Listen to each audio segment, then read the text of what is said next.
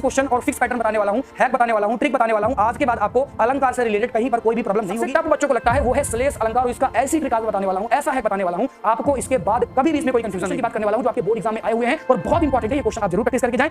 Hello बच्चों, कैसे हैं आप सब? मेरा नाम है आशीष पांडे, आप पढ़ रहे हैं द टॉपिक मास्टर अपने प्यारे से यूट्यूब चैनल पर। आज हम पढ़ने वाले हैं अलंकार। आप या तो 10th सीबीएसई बोर्ड से होंगे या फिर आप 10th यूपी बोर्ड से हो। दोनों बच्चों के लिए आज मैं जो पढ़ा दूंगा वो फिक्स क्वेश्चन और फिक्स पैटर्न बताने वाला हूं, हैक बताने वाला हूं, ट्रिक बताने वाला हूं। आज के बाद आपको अलंकार से रिलेटेड कहीं पर कोई भी प्रॉब्लम नहीं होगी। आप देखें, पहले अगर मैं 10th सीबीएसई की बात करता हूं तो 10th सीबीएसई में टोटल 4 अलंकार पूछे जाते हैं और 10th यूपी बोर्ड में 3 अलंकार पूछे जाते हैं, यानी उत्प्रेक्षा पूछा जाता है, रूपक पूछा जाता है और उपमा पूछा जाता है। मैं कंप्लीट अलंकार आज आपको पढ़ाऊंगा, साथ ही साथ में मोस्ट इंपॉर्टेंट क्वेश्चन जो आपके बोर्ड एग्जाम में पूछे गए हैं या पूछे जा सकते हैं उनकी भी हम बात करेंगे और ट्रिक बताऊंगा बेटा, क्योंकि आपको पता है एमसीक्यू क्वेश्चन आते हैं और केवल ट्रिक पकड़ के चलना है। इसके बाद आपको कुछ सोचने समझने वाली बात इसमें है ही नहीं। चलो आ जाओ, बात करते हैं सबसे पहले सीबीएसई की। तो आपको पता है कि अलंकार आपकी इसमें टोटल 4 टाइप्स के हैं। पहला टाइप का जो अलंकार है उसे मैं उत्प्रेक्षा अलंकार कहता हूं। इसमें क्या है, कैसे, अपने को नहीं समझना है, केवल इसका हैक पॉइंट पकड़ो कि अगर इसमें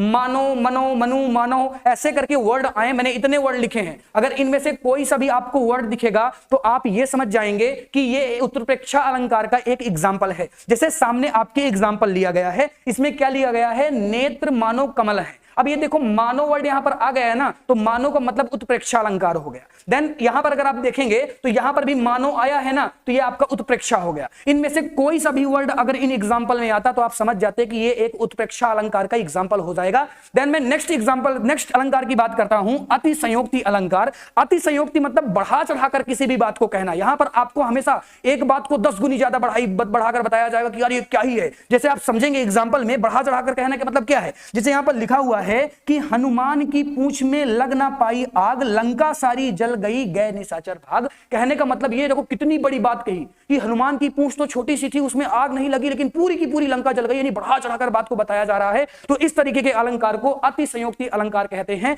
हमेशा जब भी बढ़ा चढ़ाकर अलंकार आएंगे तो आप अतिसंयोक्ति की तरफ दौड़ेंगे। इसके बाद आप बात करते हैं मानवीकरण अलंकार की। मानवीकरण अलंकार में आपको 2 चीजें दिखेंगी, आपको प्रकृति और इंसान, इन दोनों का जब कॉम्बिनेशन देखने के लिए मिलेना तब आप समझ जाइएगा कि मानवीकरण अलंकार है। यहां पर जैसे एग्जांपल देखेंगे तो यहां पर लिखा ना, फूल हंसे कलियां मुस्काई। अब फूल हंसते हैं क्या, या कलियां कभी मुस्काती हैं क्या, यानी आप समझ जाइए कि यह मानवीकरण अलंकार है। अब यहां पर आप देखेंगे, सागर के हृदय पर नाच नाच कर करती हैं लहरें मधुर गान, यानी यहां पर आपको ना मानव और प्रकृति का एक कॉम्बिनेशन देखने के लिए मिलेगा, जिसे मैं मानवीकरण अलंकार कहता हूं। देन जो सबसे टफ बच्चों को लगता है वो है श्लेष अलंकार, और इसका ऐसी ट्रिक आज बताने वाला हूं, ऐसा हैक बताने वाला हूं, आपको इसके बाद कभी भी इसमें कोई कंफ्यूजन नहीं होगी। देख, 3 अलंकार तो अपने को बहुत ही बढ़िया तरीके से समझ में आते हैं। अभी मैं क्वेश्चन कराऊंगा, आपको आ जाएंगे। जो लास्ट में ना समझ में आए ना, उसमें आप श्लेष की तरफ भागिएगा, श्लेष को टिक करिएगा, क्योंकि तीनों तो एक्यूरेट तरीके से आपको समझ में आ जाएंगे। डाउट केवल इसमें होगा तो श्लेष ही बचेगा, अगर डाउट हो रहा तो श्लेष वाला ही बचेगा।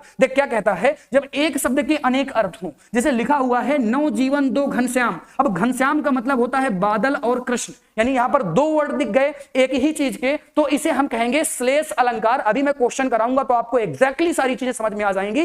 देन अब मैं बात करने वाला हूं यूपी बोर्ड के बच्चों के लिए, उत्प्रेक्षा आप पढ़ चुके होंगे। अब आप देखें, 2 अलंकार आपको और दिखेंगे। एक है रूपक अलंकार। रूपक अलंकार मतलब भेद रहित आरोप आपको देखने के लिए मिलेंगे, जैसे चरण कमल बंदो हरिराई। कहने का मतलब यह है, चरण जो है वो कमल के समान है, कमल रूपी चरण। ये रूपी वर्ड आपको देखने के लिए मिल जाए तो आपका रूपक अलंकार हो गया। रूपक मतलब रूपी। और अगर मैं बात करता हूं उपमा अलंकार की, तो उसमें तुलना की जाएगी किसी ना किसी से, और इस तुलना में सा, सी, से, सम, सरिस, ये वर्ड आपको देखने के लिए जरूर मिलेंगे। जैसे मुख चंद्रमा सा समान, अब ये सा आ गया, यहां पर सा था, यानी ये तुलना हो रही है, उपमा अलंकार हो गया। अब दोनों के लिए हैक ये है, जैसे मैंने अभी सीबीएसई वालों के लिए हैक क्या बताया कि अगर आपको कंफ्यूजन होगा तो श्लेष अलंकार में होगा, श्लेष अलंकार में होगा। तीनों आपको बढ़िया समझ में आएंगे। जो समझ में ना आए तो आप लगा दीजिएगा श्लेष अलंकार। उसी तरह से यूपी बोर्ड वालों को उत्प्रेक्षा और उपमा तो बहुत बढ़िया तरीके से समझ में आ जाता है, एकदम से पकड़ में आ जाएगा। जो नहीं आएगा वो हो सकता है कि आपको रूपक वाला ना पकड़ में आए, जो न पकड़ में आए उसी को आप रूपक की तरफ भगेंगे, हाँ ये रूपक ही होगा,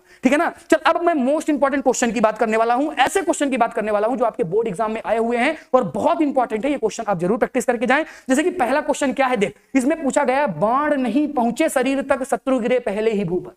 यानी अब यहां पर बढ़ा चढ़ाकर बात की जा रही है कि नहीं, कि बाण अभी तो शरीर तक पहुंचे ही नहीं और शत्रु गिर गए, यानी यहां पर बढ़ा चढ़ाकर बात की जा रही है। और जब बढ़ा चढ़ाकर बात की जाए तो अतिसंयोक्ति अलंकार हो जाएगा बच्चा। कौन सा अलंकार हो जाएगा? अतिशयोक्ति अलंकार हो जाएगा। तो ये आपका बी नंबर करेक्ट हो गया। देन नेक्स्ट क्वेश्चन की हम बात करते हैं। नेक्स्ट क्वेश्चन में क्या पूछा गया? पानी गए ना उबरे मोती मानुष्यूर। अब यहां पर बच्चों को ना बहुत कंफ्यूजन होता है, वो पानी जैसे देखते हैं ना तो उनको लगता है कि ये मानवीकरण अलंकार है, जो कि गलत है। मानवीकरण अलंकार में आपको प्राकृतिक और मनुष्य दोनों को जोड़ा जाता है, कॉम्बिनेशन होता है। यहां पर केवल पानी है, कहीं पर मनुष्य से रिलेटेड कोई भी चीज है क्या? नहीं है।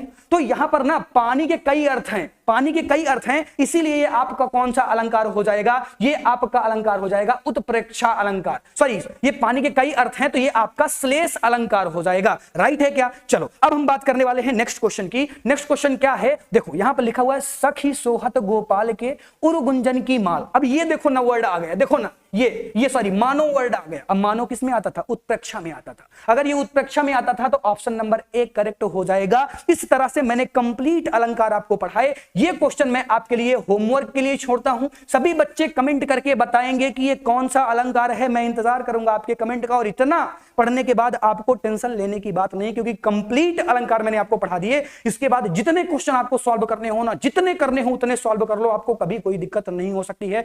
धन्यवाद, टाटा बाय बाय। ऐसे ही कंप्लीट हिंदी की सीरीज मेरे YouTube चैनल पर अपलोडेड है, आप चैनल को सब्सक्राइब कर लें और चैनल से जुड़ जाएं। धन्यवाद, टाटा बाय बाय।